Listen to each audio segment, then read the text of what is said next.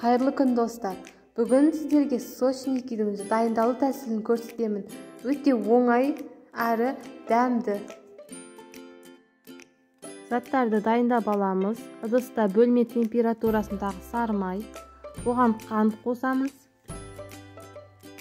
Жақсылап араластырып аламыз. Барлығының мөлшерін астында қалдыратын боламын.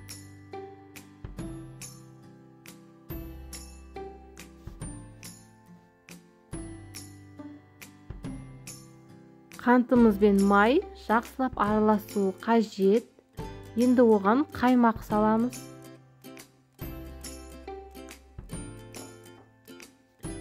Оны да жақсылап араластырып аламыз.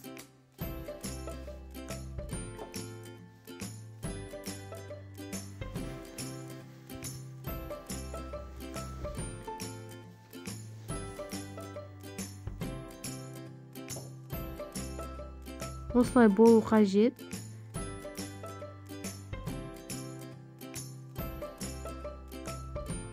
Енді оған жұмыртқаны қосамыз.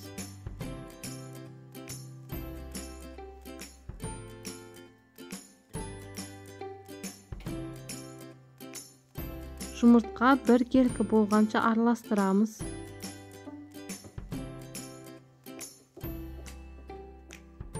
Барлығыңызға міндетті түрде жасап көруге кеңес беремін. Шай ішуге өте дәмді, керемет шығады. Осындай масса шықты. Енді оған ұн қосамыз. Яғни қолымызбен қамыр жасаймыз. Оның ішінде разрахитель бар.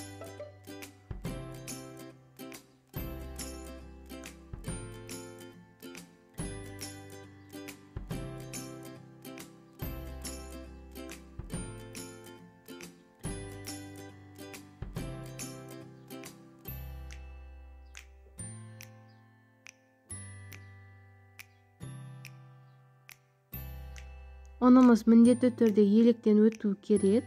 Және де дәл осылай аз-аздан қосып қамыр жасаймыз.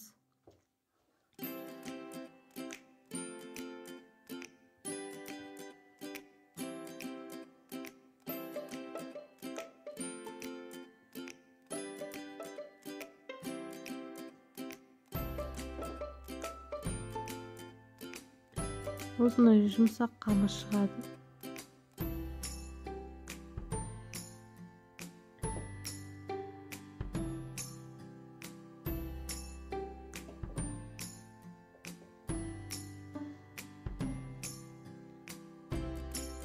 Жұмсақ қамыр шықты.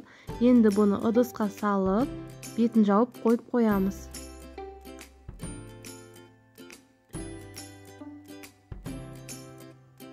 Енді ішіне салмасын дайындаймыз. Бұл жерде ірімшік және де қант, кукурузный крахмал қосамыз.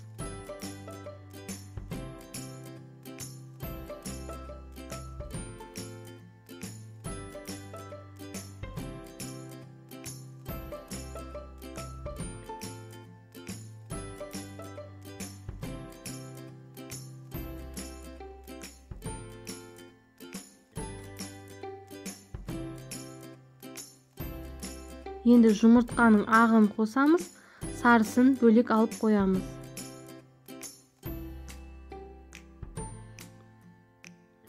Енді барлығын бір келкі болғанша араластырып аламыз.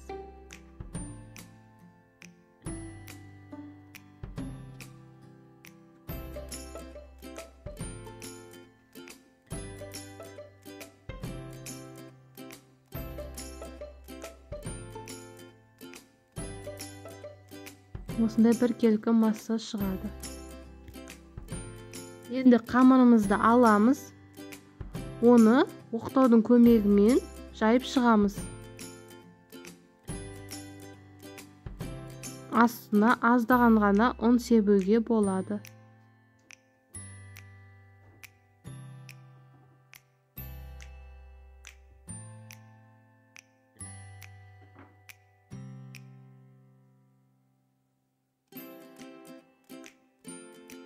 Маған екі бөлікке бөліп жайған ыңғайлы. Сіздерге қалай өздеріңізге ыңғайлы жайып аласыздар.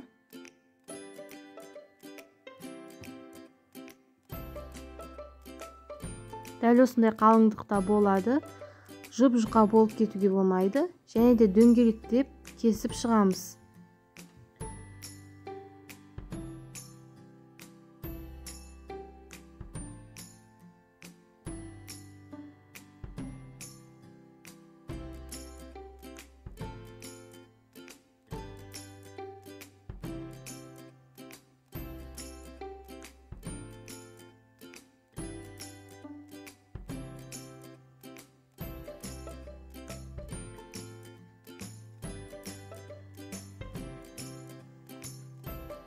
Артық қамырларын алып тастаймыз.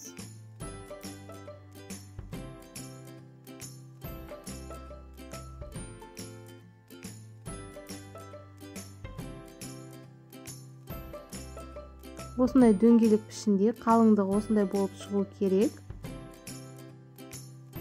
Дәл осы кезде пешімізді 180 градуста қыздырып қоямыз. Пергамент қағазын табаға жайып дайындап аламыз. Енді оқтаудың көмегімен жаңағы кескен қамырды сопақша етіп жайып шығамыз. Міне жаңағы қамырдан осылай сопақша болып шығу керек. Енді дайындаған салмамызды ішіне саламыз.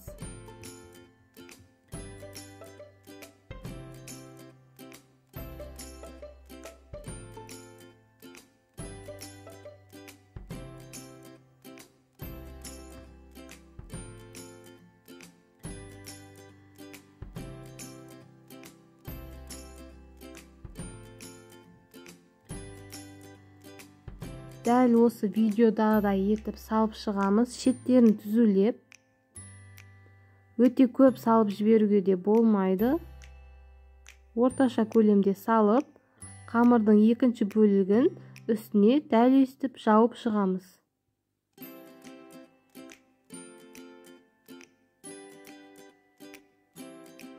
Барлығын дәл осылай етіп істеп шығамыз. Қамырды сопақша жаямыз. Массаны ішіне орташа көлемде салып,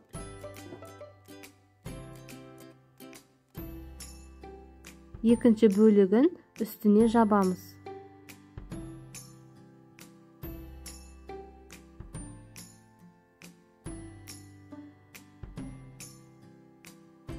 Барлық өте дәмді шығады. Жақындарыңызға дайындап беруге кеңес беремін. Барлығына ұнайтыны сөзсіз.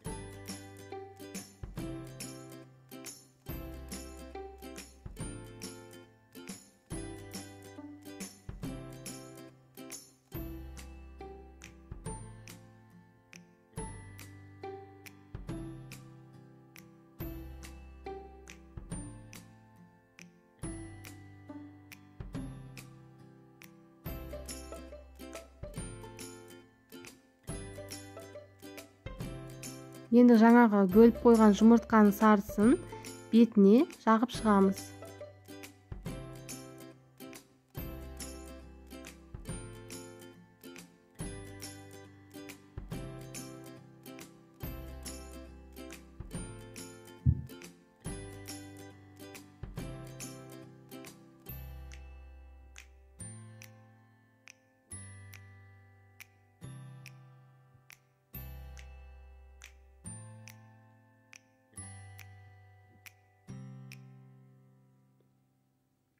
Енді 180-200 градуста пешке қызарғанша салып аламыз.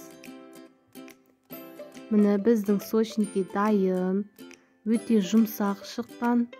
Енді жақсылап суытып, шайға ұсынсаңыздар болады. Ас болсын.